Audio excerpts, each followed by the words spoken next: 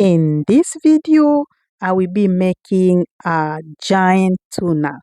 Let us make this into an African style. For all the ingredients used, please check into the description box and everything will be ready for you.